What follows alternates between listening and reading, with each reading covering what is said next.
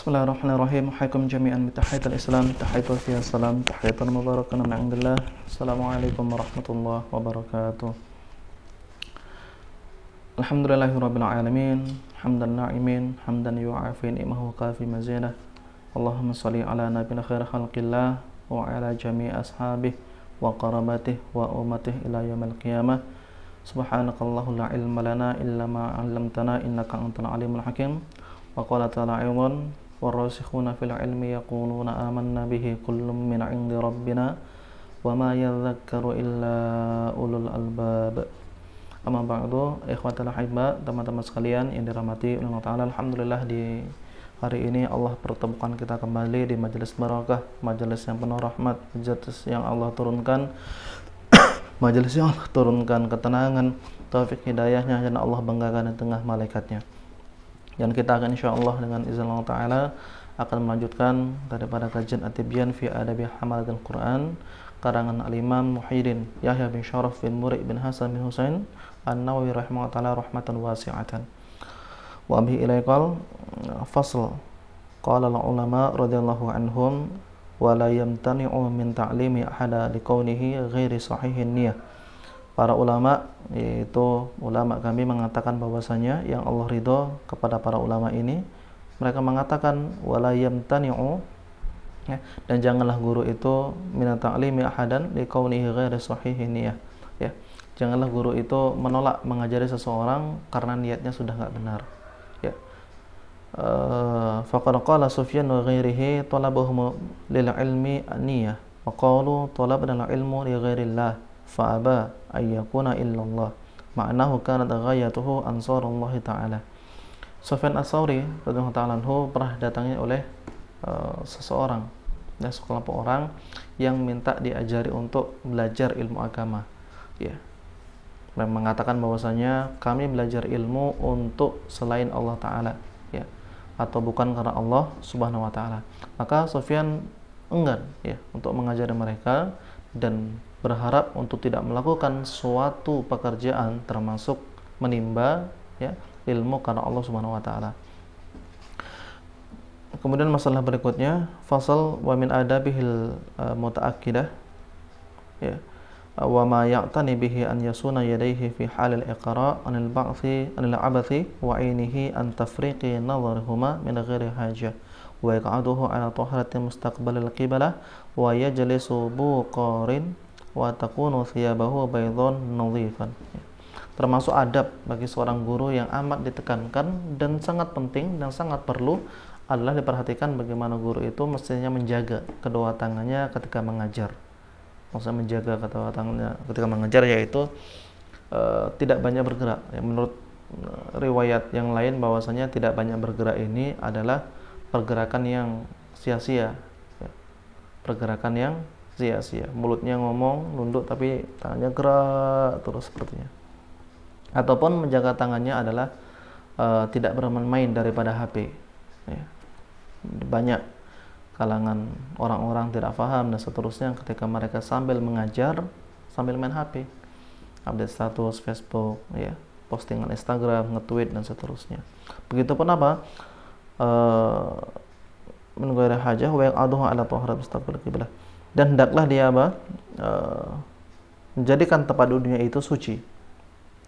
Menjadikan tempat duduknya itu suci, ya, bersih dan seterusnya, dan menjaga pandangan matanya tidak memandang kemana-mana tanpa keperluan.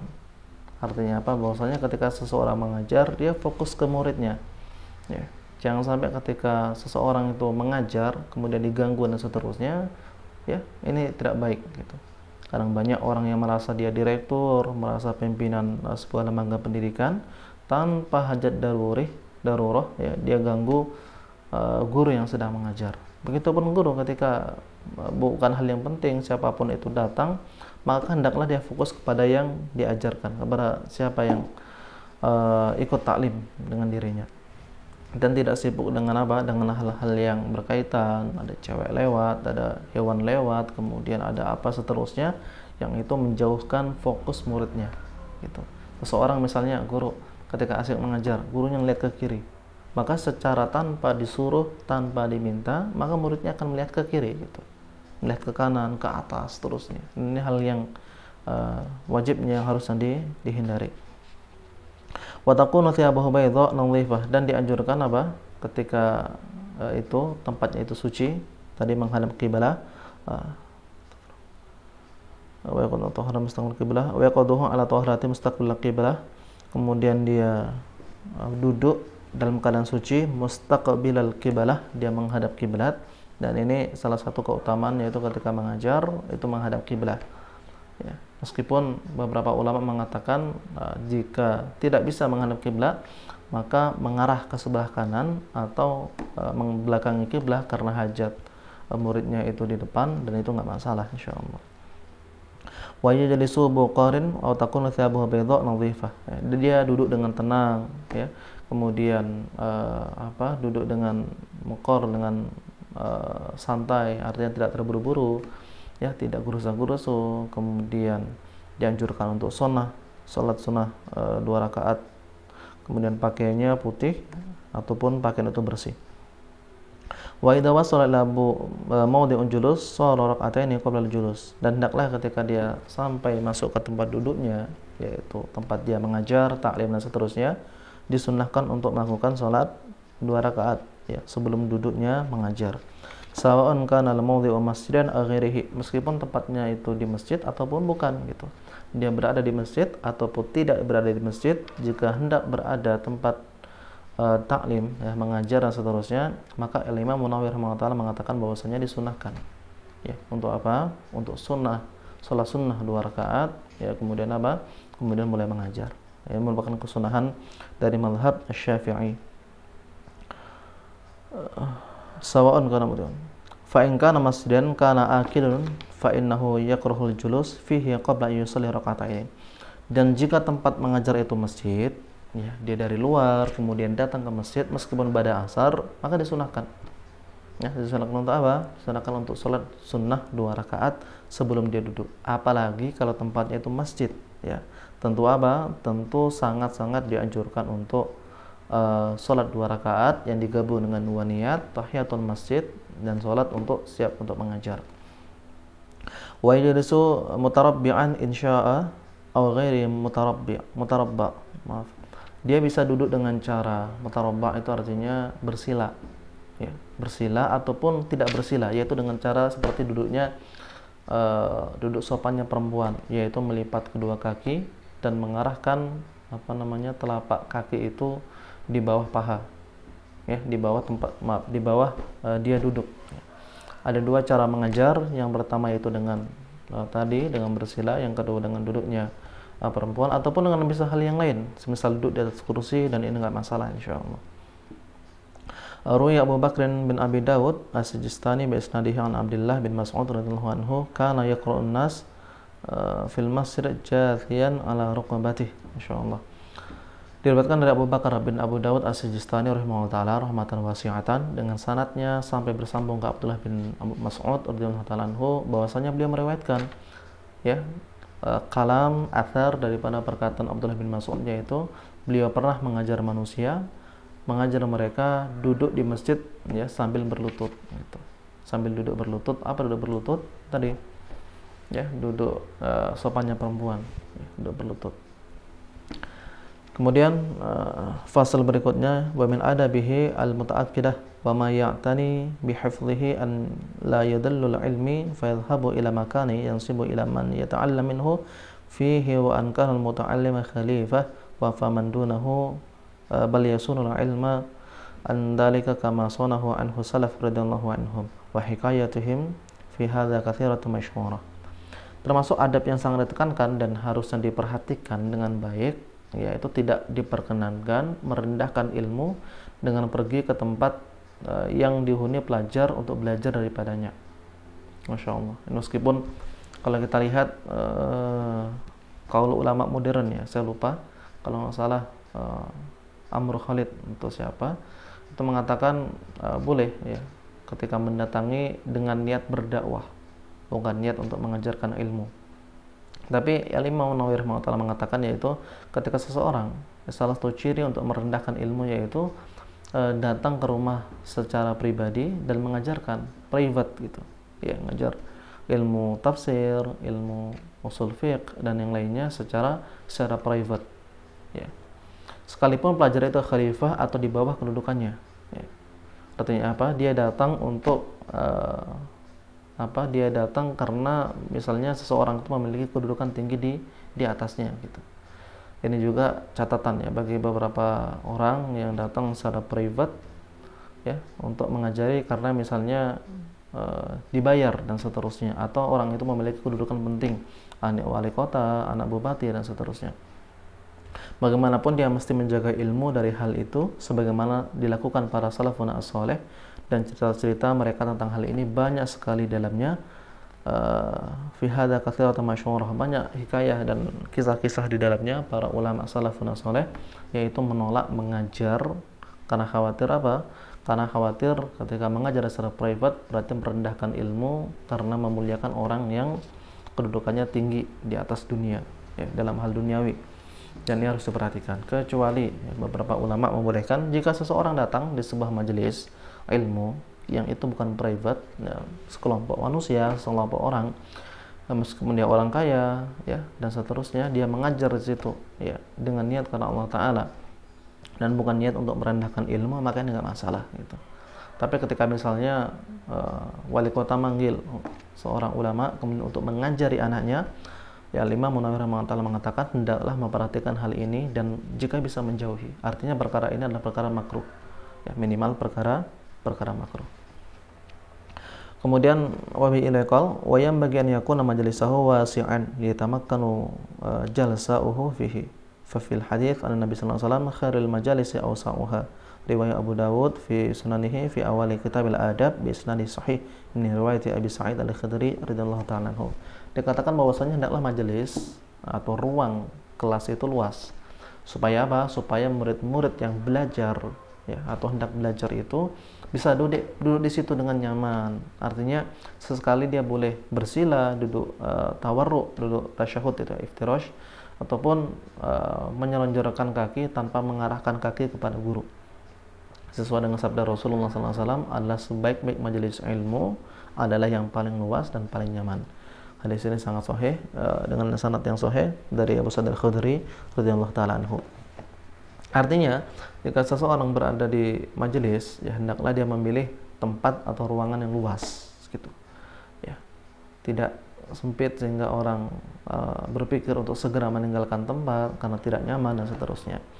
Maka kesunahannya itu tempat belajar ada tempat yang luas, tempat yang nyaman, ya, tempat yang nyaman.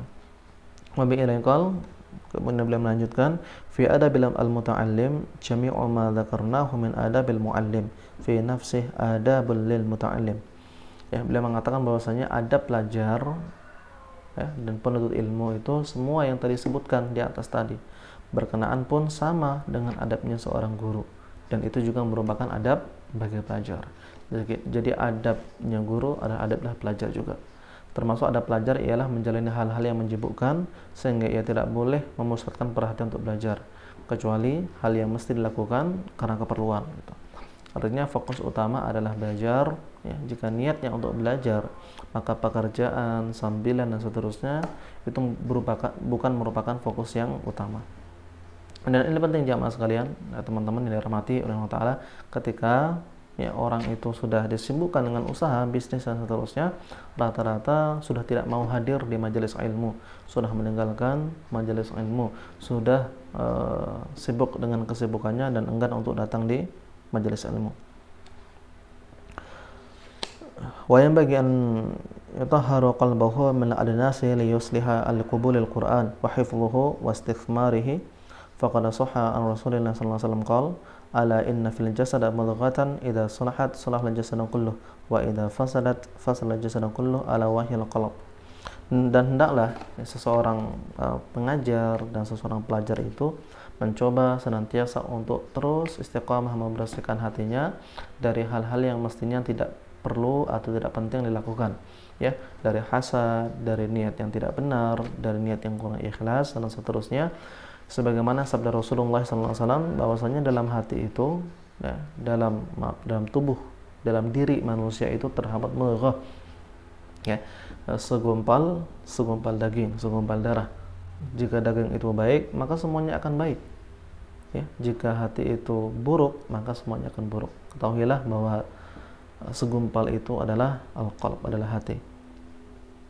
Wa qad ahsana al-qail bi qawlihi yatibul qalb lil ilmi kama tutibul ardu liz-zira'ah wa yanbaghi an yatawadha'a li muallimihi wa yata'addamu ma'ahu wa in kana asgharu minhu sana'an wa aqallu shahratihi wa nasaban wa silahi wa ghairi dhalik wa yatawadha'u lil ilmi fa bitawadhihi yudrikuhu wa kana qalu nadman.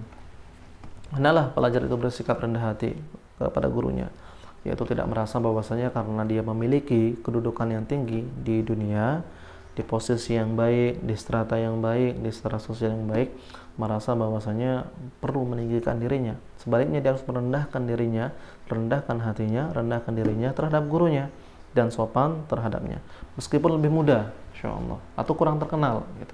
Lebih muda, kurang terkenal, dan mungkin lebih rendah nasabnya, binasabihi, atau keturunannya daripada dia. Artinya gini, kebanyakan orang ya, itu menghargai ahli ilmu karena sudah berusia gitu, sudah berusia, dan ini salah. Bahwasanya ahli ilmu itu tidak dilihat daripada usianya, dia dilihat daripada apa? Kemampuan, kematangan dalam ilmunya, meskipun usianya muda. Karena kematangan seseorang tidak bisa dibatasi oleh usia manusia. Dia dibatasi dengan kematangan, kecerdasan ilmu yang ia miliki, keimanan, kedekatan kepada Allah Azza wa Jalla. Oleh karena sebab itu, meskipun guru kita lebih muda dari kita, terutama jamaah di beberapa masjid dan seterusnya, ataupun dia lebih rendah kedudukan di sisi manusia, yaitu dia misalnya memiliki pekerjaan yang kurang artinya yang kurang baik, kurang di bawahnya, bukan kurang baik tapi di bawahnya, strata di bawahnya, ataupun dari keturunan yang nasabnya tidak diperhitungkan, dalam artian bukan darah biru, bahkan hendaklah tetap untuk merendah, bersopan santun yang baik dan beradab dengan akhlak yang baik. Karena ini merupakan keharusan bagi penuntut ilmu yang ingin mendapatkan keberkahan dan keaziman, kemuliaan daripada Al-Quran itu. Sungguh benar ketika syair mengatakan, al ilmu haraba lil fata al muta'ala akasilu harabul makanil a'la. Ya. Ilmu itu tidak boleh mencapai pemuda yang menyombongkan diri, sebagaimana air banjir nggak boleh mencapai tempat yang tinggi. Artinya apa? Jika seseorang dia masih muda, dia sombong, kemudian enggan untuk menimba ilmu kepada yang lebih muda, padahal dia lebih alim, lebih soleh dan seterusnya, maka ini tidak layak ya, untuk menyombongkan dirinya. Karena apa? Air itu, sehebat-hebat air, dia tidak akan mencapai tempat yang paling tinggi sekalipun, gunung dan seterusnya. Wa yanbaghi an yanqadu lil muallimihi wa yushawiruhu fi umurihi wa yuqbilu qawluhu kal marid al aqil yuqbalu qawlu tabib an-nasih al-khadiq wa hadal ula. Pelajar mestinya patuh kepada guru dan membicarakan dengannya dalam urusan-urusannya, yaitu urusan tentang apa? Urusan tentang dirinya dalam menimba ilmu. Dia diterima perkataannya seperti orang sakit yang berakal menerima nasihat dokter yang menasihati dan memiliki kepandaian, maka demikian itu lebih utama. Artinya ketika memiliki masalah dalam beberapa hal, maka dianjurkan untuk mendatangi guru yang biasa mengajar kita. Ya, ini jamaah sekalian dirahmati Allah Ta'ala, pentingnya bagaimana ya seorang murid ya, ketika dia ta'lim, belajar kepada gurunya, maka ketika ada masalah, muskilah apapun, dia mendatangi gurunya untuk menyelesaikan solusi, meminta solusi, kemudian mengamalkan solusi tersebut. Wa bi ilaiqal, berkata Imam Nawawi rahimahullah ta'ala, wa la yata'allamu illa mimman takallamat ahliyati. Janganlah dia belajar kecuali dari orang yang lengkap keahliannya. Insyaallah ini perkara yang sulit, artinya lengkap keahliannya. Ketika dia belajar fikih, dia memastikan bahwasanya orang ini memang faham fikih gitu ya, dia memiliki basic keilmuan tentang fikih.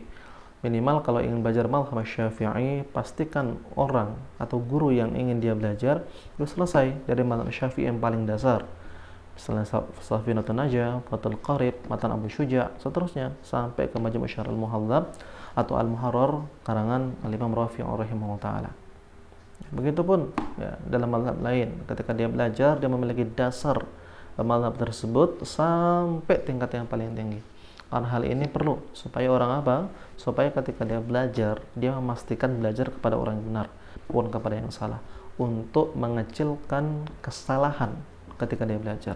Orang yang sudah alim saja itu kadang memiliki ada kesalahan dalam satu dua hal masalah. Apalagi ketika orang yang bukan alim, bukan ahli di dalamnya, tentu kesalahan yang dilakukan makin banyak, makin besar dan seterusnya. Washtaharat siyanatihi adalah pengetahuannya sudah jelas, ya.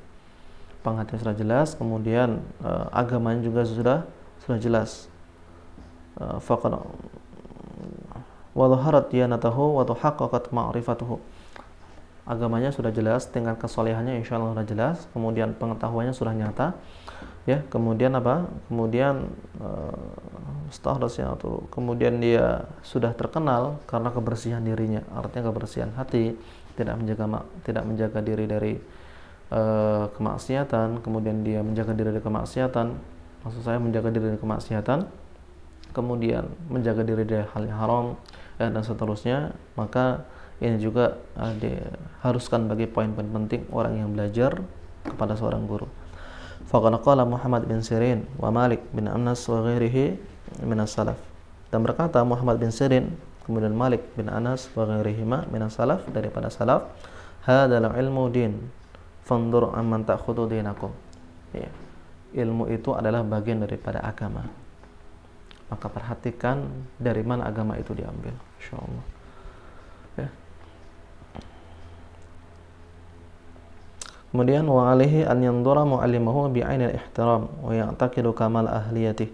Dan hendaklah ya, orang yang mu'allim itu dia hendaklah memuliakan gurunya, kemudian melihat dengan pandangan yang sayang, pandangan yang tulus, pandangan yang ihtiram, wa ya'taqidu kamal ahliyatihi, seperti dia memandang keluarganya.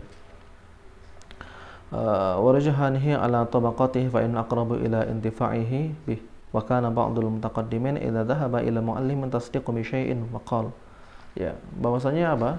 Ketika seseorang pelajar dia datang kepada gurunya, hendaklah berihtiram, kemudian banyak mendoakan gurunya dengan sebuah doa, Allahumma astur aibu muallimi anni wa la tadhhab barakati ilmihi minni. Ya Allah, tutupilah keburukan guruku dariku, yaitu aib gurunya, dan jangan hilangkan keberkatan ilmu darinya.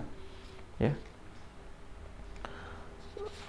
Wa qala Rabi' sahib Syafi'i rahimahullah ta'ala, dan berkata Rabi', yaitu sahabatnya atau muridnya daripada Syafi'i rahimahullah ta'ala, majtaratu anna ashrabal ma' wa Syafi'i yanzuru ila haibatulah. Ya. Bahwasanya aku tidak berani minum air sementara Al-Imam Syafi'i memandang kepadaku karena kewibawaannya. Artinya apa? Bahwasanya seorang murid ya, ketika dalam sebuah majelis, maka hendaklah memperhatikan adab-adab penting, yaitu apa? Adab ketika dia misalnya asik main HP. Beberapa orang yang tidak memiliki adab yang baik ketika di sebuah majelis, dia asik bermain HP, asik ngobrol, ya, asik memandang tiang masjid, menghitung tiang masjid, menghitung sebuah jendela dan seterusnya. Ya, bahkan dengan asik main HP atau bahkan minum sampai seperti apa. Kalau kita perhatikan para guru-guru kita ketika mereka di majelis ilmu bersama para muallimnya, para kiainya, mereka akan sembunyi-sembunyi jika harus minum. Itu bahkan beberapa di antara mereka tidak minum air untuk memuliakan gurunya ini, karena ada rasa ihtiramnya yang lebih tinggi. Warwaina an Amirul Mukminin Ali bin Abi Thalib radhiyallahu anhu qala, dan kami meriwayatkan dari Amirul Mukminin Ali bin Abi Thalib yang Allah ridha kepadanya, min haqqil mu'allim 'alaika an tusallima 'alan nasi 'amah wa takhussu dunahum bi tahiyyah. Dan diriwayatkan daripada Ali bin Abi Thalib, termasuk kewajibanmu terhadap guru ialah engkau memberi salam kepada orang-orang secara umum dan mengkhususkannya dengan suatu penghormatan. Ya, tidak menyamakan dengan orang-orang umum yang tidak memiliki ilmu dan seterusnya. Wa anta jalisa amahu wa la tushiruna 'indah baidaka wala taghmazanna bi'ainik. Yaitu hendaklah apa? Hendaklah engkau duduk di depannya, yaitu secara ihtiram, dan tidak memberi isyarat di dekatnya dengan tanganmu. Yaitu orang sering kayak gini, ini bentuknya gini seterusnya. Ini kurang adab kalau di sisi guru gitu. Wala ta'khudhu bi thawbihi idza qama. Salah nih. Wala ta'khudhu bi thawbihi idza qama wala talhu ala alaihi idza kasala wala tu'ridu ay tashba'a min tuli suhbatih. Dan hendaklah tidak menarik bajunya ketika dia hendak berdiri atau hendak berpamitan, ya, ataupun astagfirullahaladzim, hendaklah tidak menahan bajunya, maksudnya yaitu tidak menahan dirinya, menahan guru tadi ketika guru tadi hendak berdiri untuk pergi misalnya, atau untuk suatu hajat. Wala tarihu alaihi idza kasala, dan tidak berteriak kepadanya ketika ada di suatu masalah, ya. Wala tu'ridu ay tashba' min turi suhbatih, dan hendaklah dia tidak kenyang ataupun wala tu'rid ay tashba' min tuli suhbatih, maksud di sini adalah tidak merasa kenyang ketika menemaninya, yaitu menemani untuk ihtiram, ya, menemani ketika ihtiram dia tidak merasa kenyang, artinya tidak merasa bosan gitu. Wa yanbaghi an yata'addab bi hadhihi al-khisal allati arsyada ilaiha ala karamillahi wajhah. Hendaklah dia melakukan semuanya itu, ya, mengerjakan hal itu karena untuk Allah Ta'ala dan mengharapkan ridha Allah Subhanahu wa Ta'ala. Wa an yarudda ghaibahu syaikhihi an qadara fa inna ta'udhur alaihi raddaha farikun dalikal majlis. Hendaklah dia meninggalkan apa? Dia menolak umpatan, cacian, bulian dan seterusnya kepada gurunya, apapun itu, ya, sekuat apapun itu, baik isyarat, perkataan ataupun hal yang lainnya, tulisan di media sosial dan seterusnya, hal itu hendaklah dijauhi, ya. Karena apa? Seseorang ketika hendak meninggalkan majelis ilmu, di luar majelis ilmu, dia tetap merupakan murid daripada seorang guru itu, ya. Kemudian wabihi ilaikal, berkata Imam Nawawi rahimahullah, yadkhulu alai syekh kamil khisal muttasifan bima dzakarna fil muallim mutahhiran musta'milan lis-siwak farigu min al-umuri syaghilah wa an la yakhilla bi ghairi istidhan idza kana syekh fi makan yahtaju fihi al-istidhan. Hendaklah ketika seorang pelajar masuk ke ruang majelis gurunya, di sebuah majelis, ya, dalam keadaan memiliki sifat-sifat yang baik, sifat-sifat yang kamil, yang sempurna, yaitu siap dalam bermajelis, siap dalam menimba ilmu. Hendaklah dia menolak dalam majelis itu disibukkan dari hal lain, sibukkan dari pekerjaan duniawi, pekerjaan kesibukan, keluarga dan seterusnya. Hendaklah dia suci, ya, dalam keadaan bersiwak, udah mandi, ya, jangan sampai ketika hadir di majelis ilmu belum mandi, minimal belum bersiwak dan seterusnya. Wa an yusallima 'alal hadirin idza dakhala wa yakhussu dhunahum bitahiyyah. Hendaklah dia mengucapkan salam kepada orang yang sudah hadir apabila terlambat, ya, hadir, ya, majelis ilmu, dan tidak mengkhususkan kecuali tempat yang khusus untuk gurunya. Wa an yusallima 'alaihi wa 'alaihim idza insarafa kama jaa'a fil hadits. Dan hendaklah ketika dia hendak meninggalkan sebuah majelis, maka an yusallim, untuk mengucapkan salam, ya, untuk berjabat tangan jika penting, jika perlu, jika memungkinkan. Kalau majelisnya itu sedikit, jika banyak, maka tidak perlu nyalamin 1000 orang, kan sakit, ya, capek juga tangan. Kemudian apa? Kemudian falyasatul ula ahaqqu min ats-tsaniyah. Dan hendaklah dia dan hendaklah ketika pelajar itu mengucapkan salam, kemudian dia mengkhususkan kepada gurunya, wala yakhti'u riqabin nas bal yajlisu haitsu yantahi bihil majlis illa ayyadhana lahu syekh fi taqaddimi aw yu'allima min halihim ithar dzalik. Hendaklah dia tidak mendahulukan orang lain, tapi mengkhususkan sebuah tempat untuk gurunya, ya. Dalam sebuah majelis itu khusus untuk ustadz atau untuk guru ketika ta'lim itu dianjurkan dan diwajibkan gitu.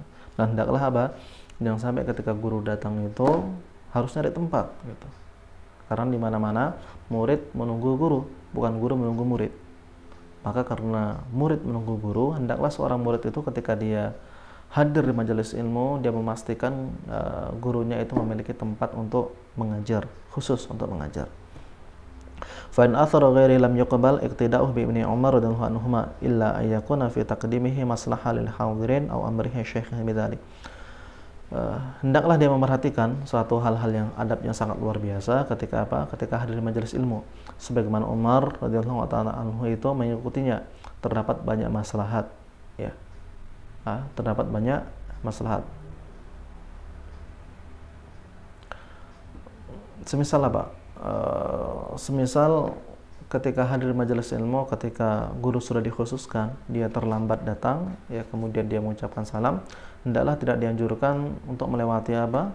Untuk melewati majelis, ya, kecuali apa? Kecuali diizinkan oleh guru, ya, untuk maju, untuk berdiri, untuk keluar, untuk jongkok dan seterusnya.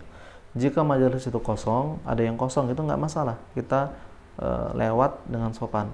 Dan ini sebagaimana diriwayatkan oleh Umar bin Khattab, yaitu maslahat bagaimana ketika orang itu terlambat hadir, maka hendaklah dia tidak mencari sebuah tempat yang melewati manusia, mengganggu fokus manusia daripada bermajelis ilmu dengan gurunya. Kemudian dikatakan bahwasanya wala yajlisu fi wasti halaqah illa dharurah, dan tidaklah hendak dia berdiri duduk di tengah-tengah majelis, artinya tengah-tengah halaqah. Biasa majelis ilmu itu ada lingkaran, dia duduk di tengahnya, itu kayak minta ruqyah dan seterusnya. Ini tidak dianjurkan. Wala yajlisu baina sahibin ghairi idnihi wa in fasahan lahu qa'ida wad'un nafsah. Dan tidak dianjurkan untuk duduk di antara dua orang, kecuali apa? Kecuali dia izin di antara kedua orang itu, atau karena hal yang lain, misalnya karena hal tersebut dikhawatirkan, ya, terdapat apa? Orang yang nanti melewati terus-terusnya, ya, orang yang terlambat melewati dan seterusnya. Makanya di majelis ilmu itu dianjurkan mengisi di depan dulu, kemudian ketika kosong dan seterusnya, maka mengisi di soft berikutnya dan seterusnya. Dia pun bolehnya duduk untuk merapatkan dirinya, ya, misalnya ada dua orang seperti ini, di tengahnya kosong, maka boleh dia duduk di situ dengan izin orang tadi, ya. Setelah diizinkan, dia duduk, dirapatkan, dan ini maslahat yang sangat baik. Maka ini teman-teman sekalian dirahmati Allah Ta'ala, demikian, semoga insyaallah bermanfaat. Al-haqqu min rabbik fala takunanna minal mumtarin wattaqu yawman turja'una fihi ila Allah thumma tuwaffa kullu nafsin ma kasabat wa hum la yuzlamun. Assalamualaikum warahmatullahi wabarakatuh.